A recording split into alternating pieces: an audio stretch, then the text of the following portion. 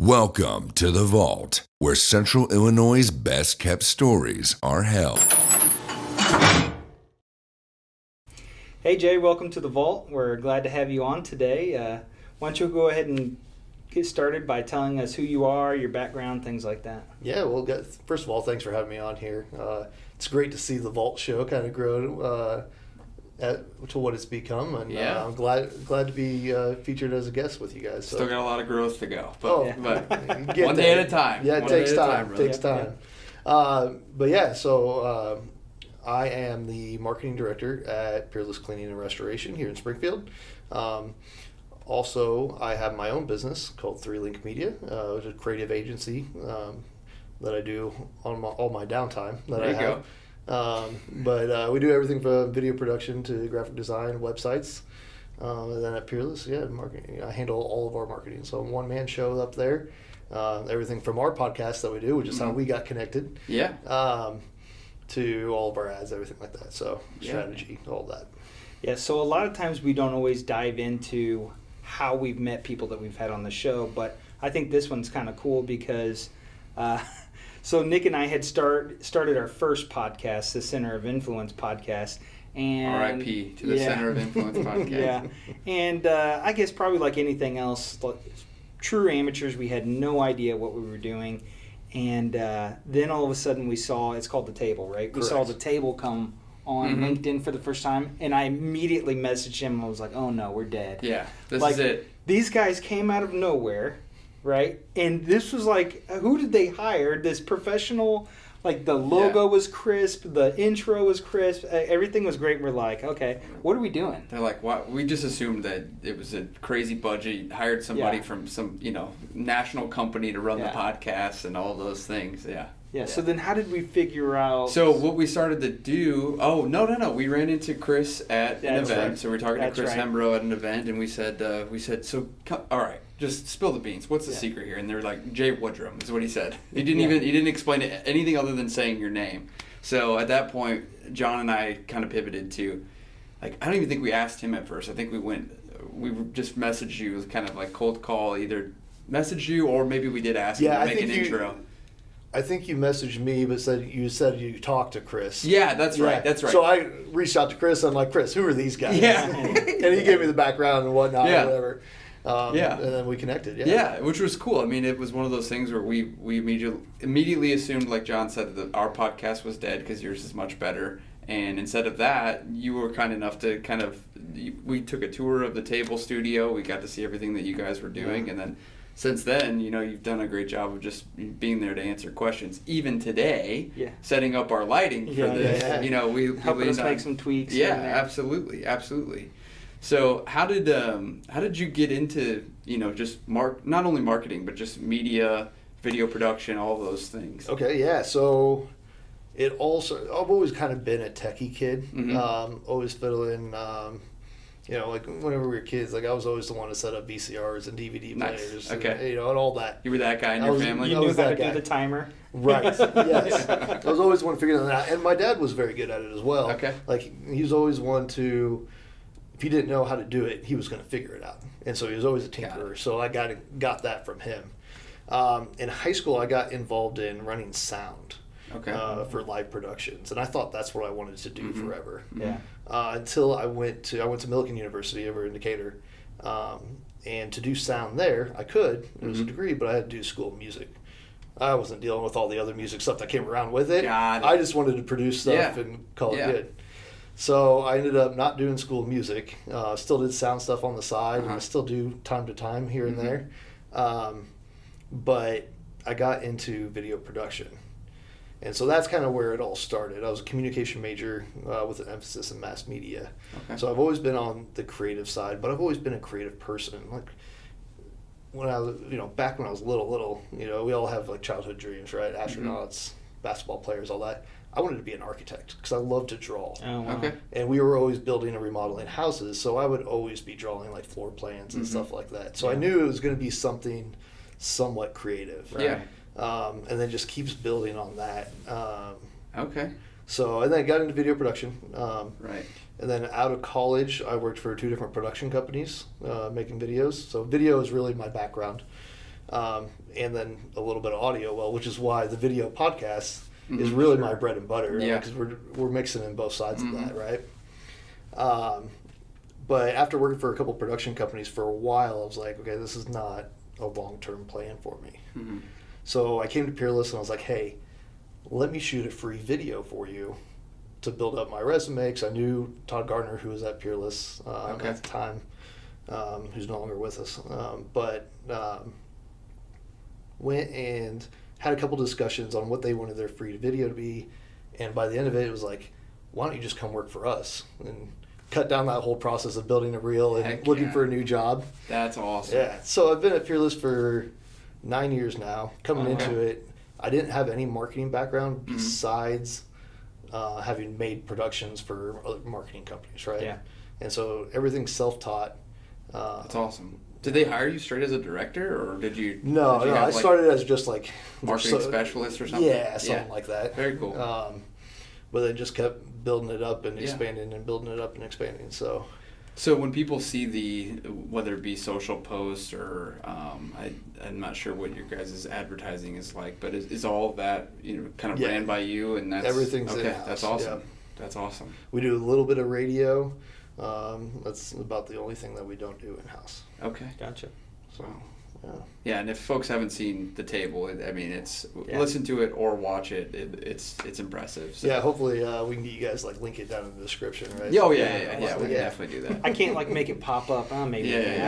Try. I'll show you. It's going to be the most well-produced podcast, because we'll just send it to you first, get your thoughts on it, and then tweak it. Yeah. I know. Everybody. You guys do a great job on it, though. We're trying. Well, he does all of it. I do a lot of the background stuff, all the background stuff. But really, the thing that I love about people like you who do podcasting, do media stuff, and others that we've talked to, none of them have been like, no, get out of here. All have been like, oh yeah, let me teach you this. Or when I ask them what type of equipment they're using or what kind of software, they're all super eager to help and give tips. And so every time I talk to somebody, me and Nick will be talking, and I'm like, hey, I think we should try using Canva, or I think we should try using some lights or whatever, you know what I mean? We just keep making little tweaks and tweaks. And I know that we're still way amateur, but I think from where we've come from, it's been huge. And well, I mean, it's with any kind of company or any project, right? To do something like this, it's an investment. Yeah. And most people don't, you can't just go into it and spend, thousands of dollars on equipment. Right. You got to build it up over time. And kind of get your feet wet in a little bit, and then once you start going down that rabbit hole, be careful. Yeah, you spend a lot of money, I'm sure. Oh yeah, but fortune if you want. Yeah. So when you was that the first podcast that you had ever worked with them? Okay. Yep. So what were some challenges that came up? You're already doing video and things like that. What was different with doing a podcast? Not much. From the video side, shooting interviews is pretty straightforward, right? You got video, you got lights, you got audio. Your three main facets. Podcasting is not much different. The only difference is that you have more people. Sure. So we incorporated more mics for that. Finding a space was probably the hardest thing for us. Yeah. Because our facility, especially our facility here in Springfield, is not very large. Or as far as we don't have extra unused space. We pretty well utilize almost every square footage. But we have a flood house out behind our building that most people don't know about. It looks like a house. Yeah. But we use that for training, where we flood it and teach people how to extract, why it's important, and that kind of thing. Yeah. Which is awesome. It's such a good idea. It's been a great tool. We actually have a class going on out there today right now. Yeah. That's cool. But in this house, we have 2 upstairs bedrooms, and they're small, smaller than this room. You guys have been up there. And so it was a small space. I'm like, but I think we can make this work. So we did a little bit of painting and kind of came up with a set, if you will. Yeah. And just kind of utilized that, and Yeah, and I mean, from there. That was my first comment when I walked up there. I was like, it's this small? Because when you shoot, the angles that you use and things, you would assume it's a big room, but you don't need a ton of space, which is surprising. Yeah. And if you can't paint the walls and things, you just pick one like this one that's close enough to the color, and we just run with that. Right. Yeah. You use what you got. Yes, exactly. 100%. Exactly. Yeah, when we went there, we were still doing everything on Zoom. Mm-hmm. And so we were just, sitting in our office. He was in his office, I was in my office, and then, our guest was wherever. It didn't matter. Pickup truck one time, you know what I mean? It didn't matter. So when we were trying to figure out how we were going to do it, and we walked upstairs and saw how small that room was, we were like, okay, we can do this anywhere. Yeah. You know what I mean?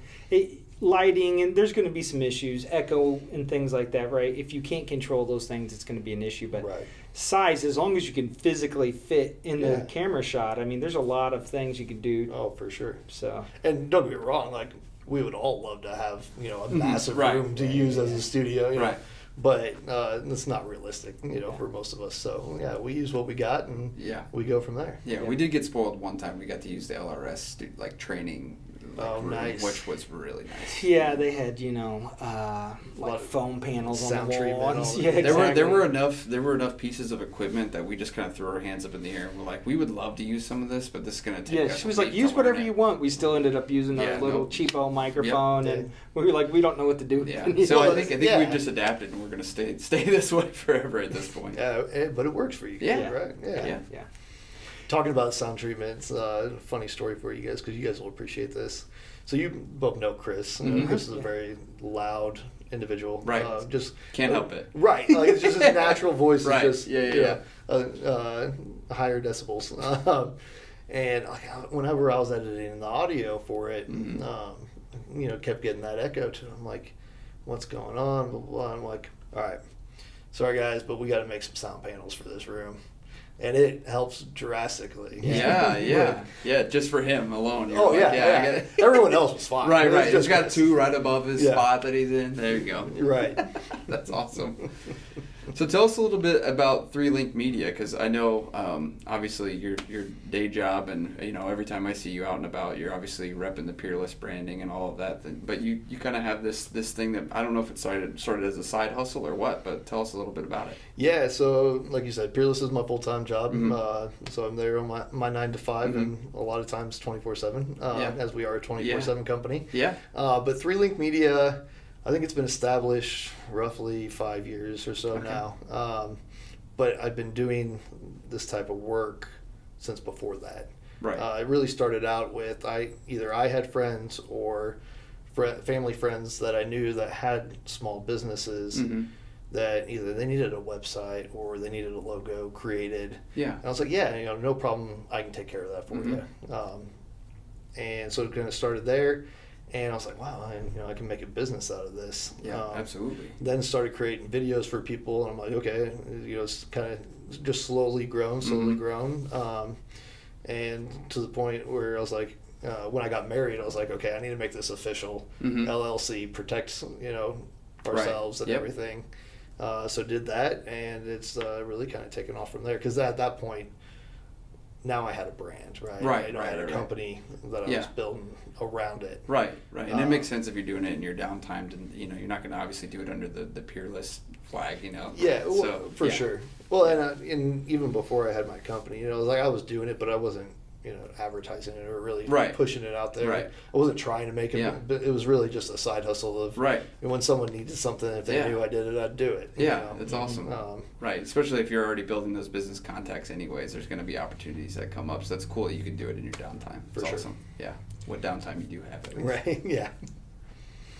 It was kind of like back in the day, if you had a decent sound system, everybody wanted you to DJ their party or whatever. That's a good point. point. I think he's got speakers and a bunch of CDs. Right. I think Right. He should be able to do it. Yeah, people why not? can do that just with the Spotify playlist. Done that way. Yeah, it's a lot easier nowadays. You just buy a Bluetooth speaker and anybody can be their own DJ. Oh yeah, I mean the playlists are already set up for you, right? Yeah. Plug your phone in, you're good to go. So your home base is in Decatur most of the time, but I know you spend quite a bit of time here in Springfield. When did you start coming over this way, for your job, or you've always done it since you've been at Peerless? So pretty well always done it since I've been at Peerless. probably in the last 3 to 4 years, where I've been kind of more on the networking side. Okay. But I really don't do like any of our business development. That's that's other people. I'm really just more the marketing strategy, creative side. Any business development's a bonus for you. Just like right, yeah. Here's a free one, guys. I enjoy making connections. Like Right. it's just I enjoy it, but it's not part of my job necessarily. So. Okay. Well, anytime you're doing marketing, you're Yeah. going to be making connections in the community, and they're going to need things. I mean, Yes. doing business with other businesses is important, Right. right? So yeah, that's good. And from your desk, it's nice because it's obviously genuine, because it's not your full-time gig is to go develop business. So, Right, yeah. So Whenever every lead you have is a genuine one, which is cool. Yeah, I'm not selling to anybody. I'm Right. not marketing to anybody. I'm literally just making Yeah. connections. So, Yeah. which I think is really the best way to go about sales in today's world in 2023 is to be more marketing mindset For than sure. sales mindset. Because I don't know about you guys, but I get sales emails and cold calls and stuff 100 times a day. Right. I ignore every one of them. Yeah. Yep. Because unless you want to make a connection, I'm not going to talk to you. Yep. Yep. Everybody ignores my emails also. I don't, John. I I Yeah. appreciate Yeah. that. Yeah, you're about the only one that responds. So what else is going on with Peerless? Any big things marketing-wise that you guys are getting ready to do, or? No, so we're almost to our year point on the table. That's kind of been this year's. wow. That's already been a year? Yeah, so we started Whoa. about January, February this year. Wow. So we're coming up, getting close. That's awesome. Yeah. So other than that, nothing really major. Just kind of keep hustling the way that we do. So Yeah. keep the brand out there, try and make it as big as possible. So Are you ever scheduling guests or anything, or is that always Chris and Brad that are finding the guests? And It depends. So Chris knows everybody in Springfield, so Right. we rely on him a lot. Yeah, that makes sense. And Brad has a good feel for both because Brad used to live in Decatur and now lives in Springfield. Sure. And then I'll help pull in some of our Decatur contacts Nice. because with our company representing both markets, Sure. we have guests from both Decatur and Springfield on the table. So Yep. Yeah, which is really cool about Peerless specifically. You guys have done such a good job of being recognized as a, like, regardless of where you started, a local company in both markets, which is awesome. I don't think that's as easy to do as people think it might be. Yeah. Because especially Decatur and Springfield are two markets where people are try to be relative, from what I've seen, try to be loyal to local Yes. brands. So for you guys to be recognized as both in both markets is awesome. Yeah. I mean, you've done something right. And that was a tough transition for I'm us. sure. Whenever I wasn't with Peerless when we first came to Springfield, because that was many years ago. Right. But I know that was a struggle for us at first. Yeah. But as soon as once we got here and we showed that, hey, we're about the community. Right. We're not just some outside company coming in. Right. I think that started to click, and now people know us as a household name, which is great. Yeah, absolutely. You guys are everywhere, which is awesome. And I think something like the table is a good vehicle for that too, to show people exactly how connected you guys are in the community and the roots that you've laid, whether it be with people you've hired or just the work you've done. Because you guys have been in Springfield for how long now? Oh, goodness. It's a long time, I think, Yeah. from what I've heard on the table. I believe that it's been 13 to 15 years. That's awesome. Yeah. That's really cool. Yeah, I mean, I think, and I definitely respect it when people try to stick to local. That makes perfect sense to me. But we've seen it even in the banking industry. Banks that try to move into both Decatur and Springfield. If you don't put the resources behind it, people can sniff that out pretty quickly. Well, and people can tell that, it's very important for any business, right, to get involved in your community. Right. But it's really easy to tell the people that actually care and the ones that don't. Right. The ones that For sure want to look like they're getting involved in the community, but the people that are actually, putting in the work, really helping out, and genuinely care. Right. You can tell those businesses. I I think agree. those are the ones that really succeed. Yep. I was talking to somebody, this is probably a couple weeks ago, and I was talking about my generation, people that are close to me in age, and about how it was my words. I said that sometimes we can be flaky, and the person who's probably, I don't know, in their almost 60 said, I don't think your generation's flaky. I think that they search for genuinity and they latch onto it. So when they don't feel like something's authentic or genuine, they tend to turn their back on it. Right. It's like, wow, that's the nicest thing I've ever heard somebody say about my generation. But I think it's true. I think it's true, and I think it can, there's probably some flakiness too, but it might come across that way. And things like what we're talking about here are definitely easy to spot, in my opinion. Right. So. Well, we live in a generation where everything's fake. You know what I mean? Yeah, a lot of it is. Everything's online. It's hard to have a real connection to something. But when you do get that connection, I mean, you see people really latch onto it. It was like the clothing drive that you guys did with Rise.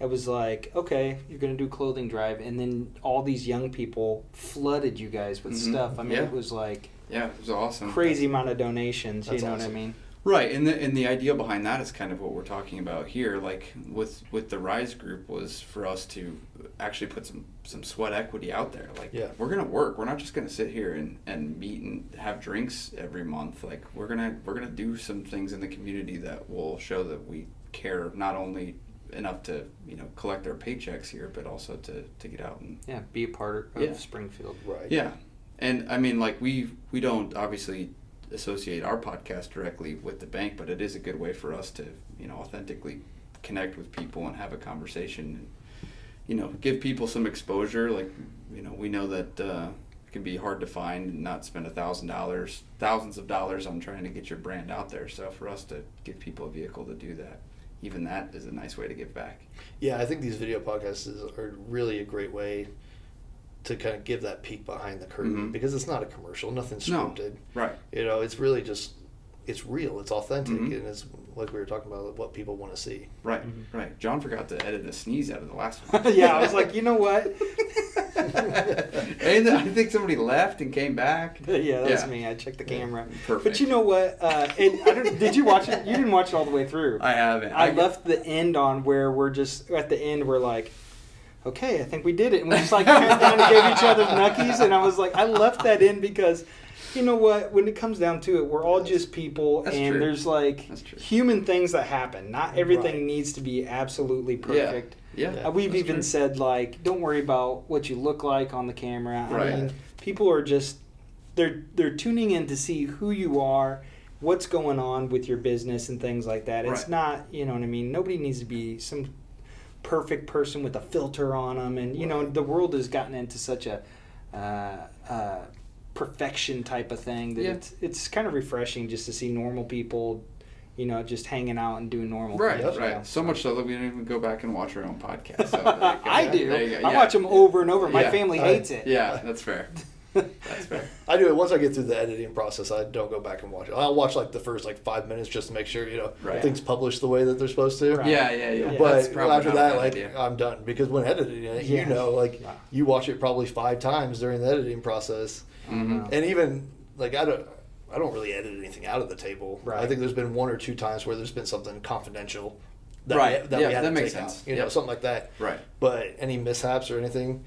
Never take that stuff, because that's the best. That's the gold, right? Yeah, 100%. No, you're right. And then I always try and find some moment within the podcast where we're just cracking up or something and make that our thumbnail, because nobody wants some super serious headshot, thumbnail. Every thumbnail is just you I don't know, making a weird face and me laughing like a maniac. It seems like. Well, and your thumbnail is almost more important than the actual. You're right. As far as your viewership and your clicks and all that. Yeah. Yeah, I mean, it's your headline, so you got to capture their attention there and make that interesting to see. Hey, what's this about? Right. So. Yeah. So kind of going with that, what have you seen? Do you look at the data analytics of your postings and things like that? Yeah, for the most part. Yeah. Have you seen anything in particular that you've done that has drove viewership, or any tweaks that you've made, platforms, anything like that? Not necessarily, because we really haven't changed our format or really changed much. I kind of wanted to give it a year and see how it goes, and then we do what we did and change your logo, change your name, change it. Yeah, even though I'm pretty sure I suggested that for you. Yeah, you did. You actually helped us with You're that. That name is terrible. Right. It's I too did long. not say that. You said it. Too You said long. it in the Nobody nicest knows what way. it means. Right. Yeah.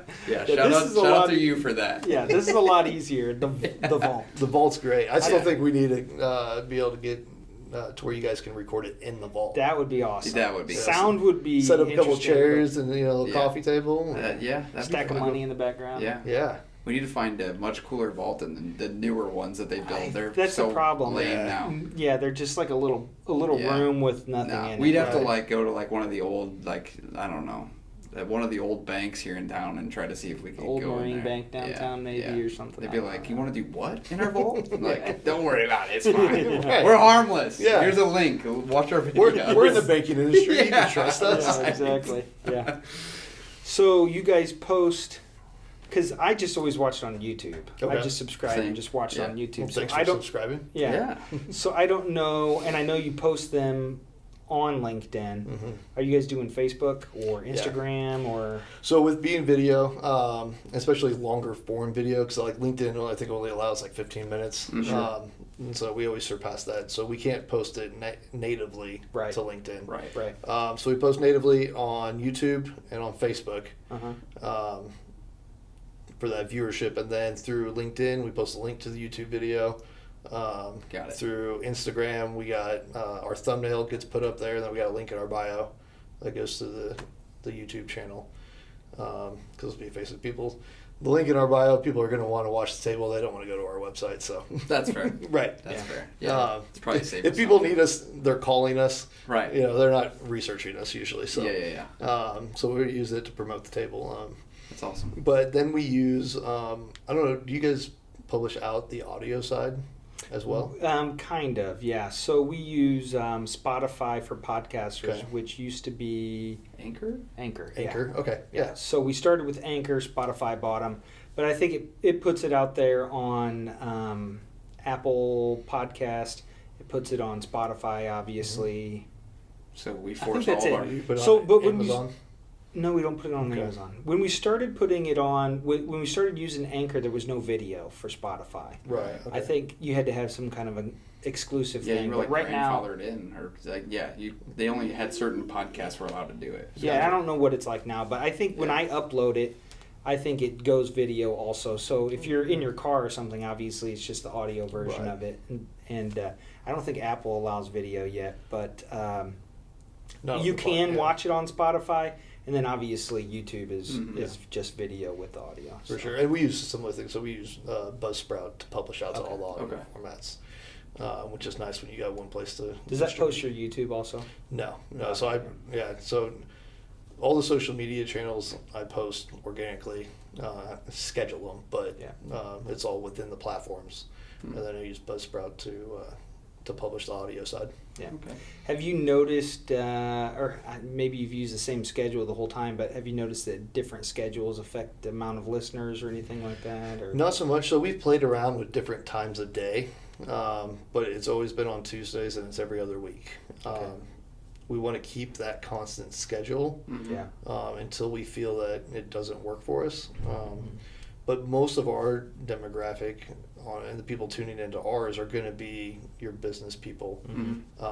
So usually middle of the week's a good time. We're all busy on the weekends, and but we've played with middle of the day, lunch hour time versus at the end of the day, like that 3-4 o'clock time frame when people are just kind of killing time before they cut loose for the day. Sure. And evenings. And I haven't seen anything that's real clear, one or the other. I think that more depends on the episode and the guest. Yeah. As far as how much interaction we get. And each person, like when you said middle of the day, like anytime you guys post at that time, it's always perfect for me because it's about like when I'm trying to get a bunch of stuff done at once. So I'll just like put my headphones in and listen to it as I work through things. So it's just, I'll see it as I'm going through LinkedIn. It's like, all right, perfect. This will give me something to listen to. Well, and it's hard to set aside, especially if you want to watch it. I mean, some of our episodes are almost an hour long. No, I doubt most people are sitting down and watching it straight through. Most people are probably listening to it. That's what I always do. On the I wouldn't even know what the people look like if I didn't look at the thumbnail, to be honest. Yeah. Like, that's what most podcasts for me. Like, for sure. If there's a thumbnail, I'll know what they look like. But just audio. Yep. Yeah. Yes, I've noticed that. I don't know how exactly LinkedIn does it with the thread or whatever, but if you don't have like a notification for that type of group, right? So like when you guys post something, I get a notification, but when I'm just like following somebody or I've liked their stuff in the past on LinkedIn, it seems like it will randomly post something to my feed again later. LinkedIn algorithm is weird. Yeah, but that's not a bad thing because I feel like that's really done a nice job. Like if I post it on a Monday in the morning when I think I'm going to get the most amount of views, I'll usually get some quick likes and some people who watch it right away and get some feedback. But it could be weeks, and sometimes it's just people, they haven't logged into LinkedIn for a while. Right. But at the same time, I think even active people, I see them like it like a week later or 2 weeks later because I think... I see that all the time. So I haven't been real stuck on we need to post it. I still try to do it during the week in the morning time because I think that's probably the best. But other than that, it's kind of random when we get people. I think people watch it at home too a little bit, or they're just scrolling through LinkedIn to see who's catch up after the end of the day, who's doing what, who's done what events are going on. So well, and LinkedIn is really interesting right now. Like it's such a good opportunity for organic content, right? Like so you're publishing your podcast out there. The reason we're a little bit more intentional on our timing is because of the other platforms. Right. That we're putting it on. We're focusing more there. I'm not worried about what time we post it on LinkedIn because they're going to see it. Right. That's a good point. It does a good job of getting it in front of people regardless when you post it. Right. You guys are right. Yeah. Yeah, because on all of our Peerless stuff or any of the pages that I manage, like I'm always seeing stuff like 2-3 weeks later, someone's interacting with it, which is awesome. Yeah. It's really a great opportunity if you're in the B2B world to be utilizing LinkedIn right now. Yeah. And that brings up a good question. So if a company, not that we need any more competition in the podcast space, it's a small town. I'm just kidding. I mean, it is a very collaborative space. But if you for a company that's thinking about doing a podcast, I mean, what kind of advice would you give them? And maybe which industries does it make sense? Would you recommend having a podcast to anybody? Company? Okay. Yeah, anybody that wants to get word out about their community. I mean, and it can be on anything. Right. Whatever you're interested in. Yeah. Like ours and like yours, like we're not talking about banking. We don't talk about Peerless on ours. Right. Exactly. It's really just having conversations and getting it out there. Yeah. Weren't you going to start one on the Roman Empire? No. No. That was the worst joke that went around. I don't know what that was for a while. I'm gonna have to hear this story later. Yeah, no, we don't even know what the story is. It was a social media thing. Yeah, I probably don't want to know the origins of it, to be honest. Yeah, but it does. I mean, I think you're right. It's a nice way to not have an agenda, just have an excuse to talk to people. For sure. And the biggest piece of advice I tell people is don't be afraid to start. Whether it's a podcast or videos, people always have great ideas on doing something, but they're afraid to get going. Right. They don't like being in front of the camera, anything like that, right? It's like public speaking. None of us like public speaking until you get used to doing it. Right. But it's like it takes practice, and it takes time, and then you get comfortable doing it. Yeah. And then it becomes great. Like Brad and Chris, they did not want to. I mean, they did not want to do this podcast.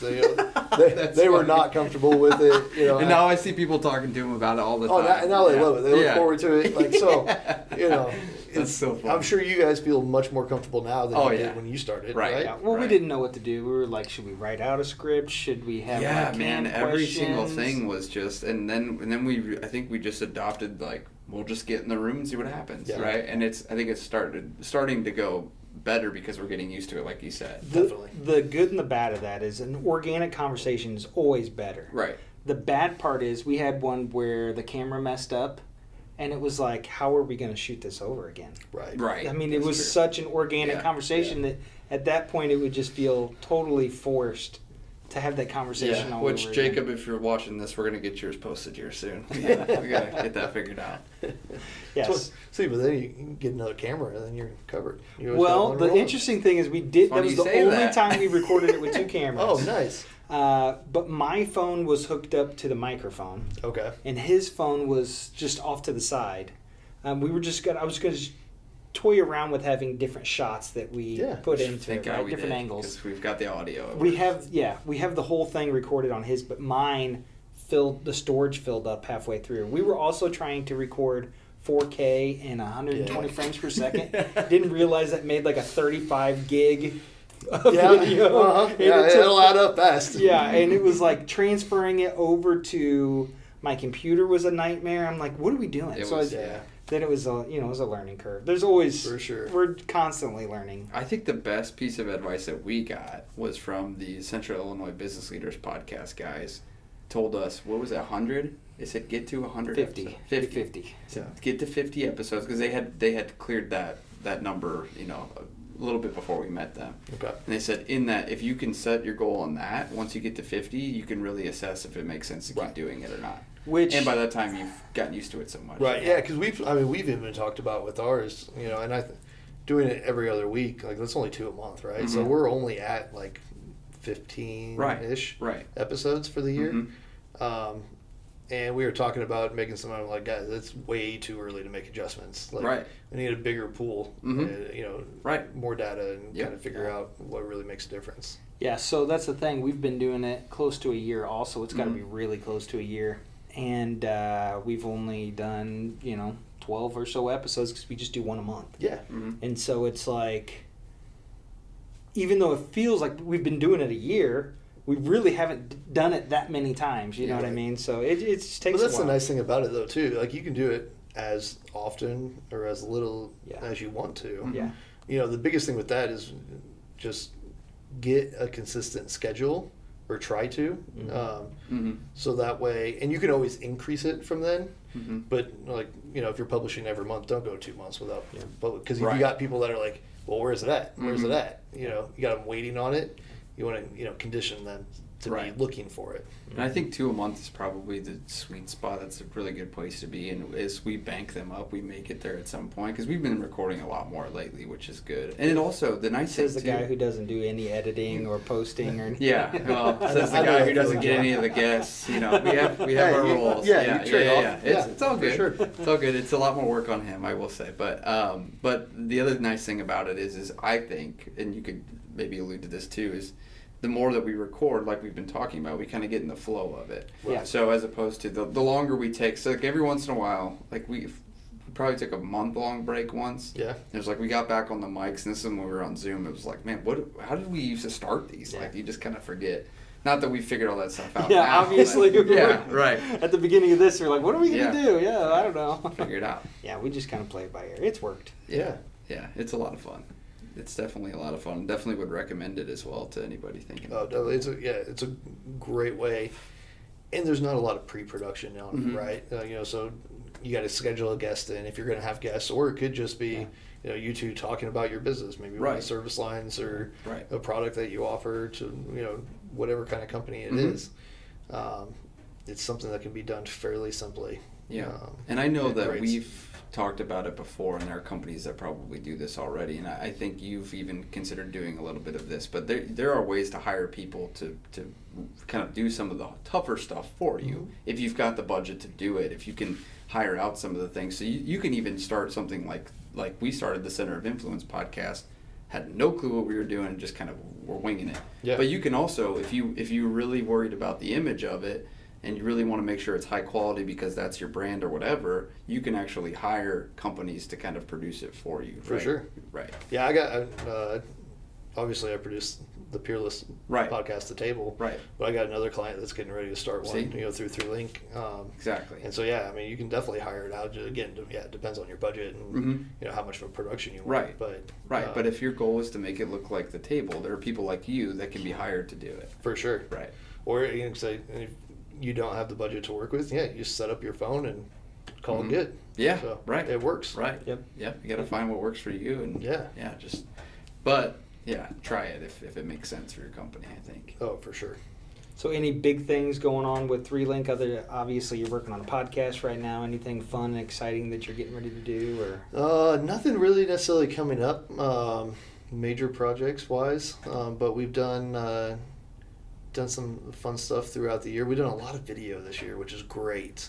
I always say that the Central Illinois region is a couple of years behind the times when it comes to marketing. Yeah.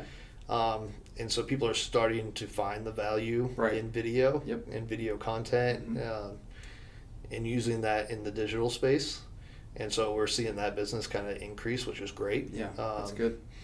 And so, it's been a lot more video focused. I've seen you put out some good content in the last few months that I've seen, so that's exciting. Yeah, it's been a busy fall. Yeah, I bet. That's good. Yeah.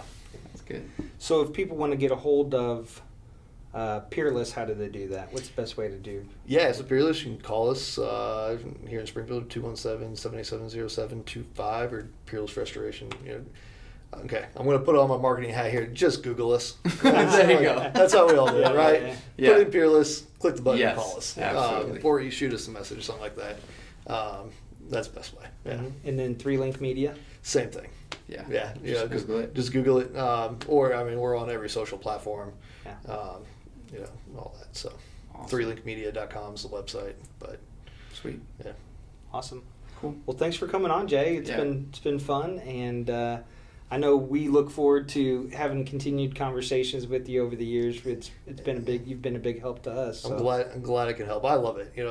I really enjoy the education side of it, and there's not many people in our space, like in the creative space. So anytime some people are wanting to get into that, like you guys getting into the podcast, like yes, like let's talk about it. Like, Right. We'll geek about that kind of stuff all day long. Oh yeah, and we do. Yeah, so we'll use that as our excuse when we call you next week when we forgot how we set up these lights. Where was that? I'm just kidding. Just take pictures of it. Yeah, there you go. There you go. Yeah, you'll just send those back to us. Yeah. That's awesome. Yeah. All right, man. Well, take it easy. Thank you Yeah, again. thank you guys. Appreciate it. Yep. All right, cool. That was a good one. The Vault, where Central Illinois' best kept stories are held.